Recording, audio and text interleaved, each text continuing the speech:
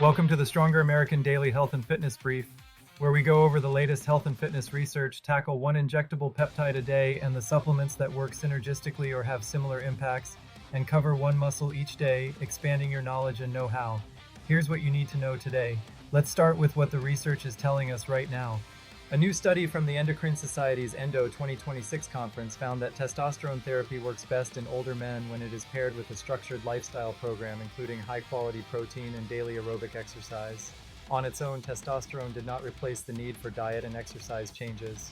Separately, researchers studying long-lived families identified rare genetic variants that suppress chronic low-grade inflammation, which is now widely recognized as the primary biological driver of aging and disease.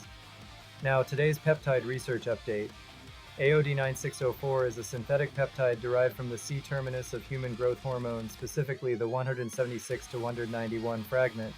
It was engineered to target fat metabolism directly without elevating IGF-1 or disrupting blood sugar.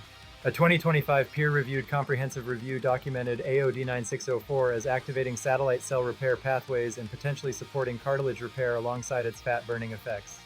A meta-analysis of 6 randomized controlled studies in humans confirmed its safety profile with no adverse hormonal or metabolic effects. For people using it, the biggest practical point is that it works best when combined with resistance training and adequate protein to protect lean mass during fat loss. And here are the supplements that support the same pathway, no prescription required. L-carnitine L-tartrate at 2 grams per day is the top complement to AOD9604 because it transports fatty acids directly into the mitochondria for oxidation, amplifying the fat-burning environment the peptide creates. Berberine at 500 milligrams 3 times daily with meals activates AMPK, improves insulin sensitivity, and supports the metabolic efficiency that AOD9604 targets, making it especially useful for people who struggle with metabolic flexibility. Now for today's loading parameter, a training method backed by research that most people never use correctly. Exercise-induced muscle damage is not just a mechanical injury. It is a systems-level stress response where mechanical loading disrupts calcium balance inside the muscle cell, which triggers oxidative stress, immune activation, and satellite cell recruitment in sequence. When managed correctly, this cascade ends in supercompensation and hypertrophy. When overloaded, it shifts toward chronic inflammation and impaired recovery.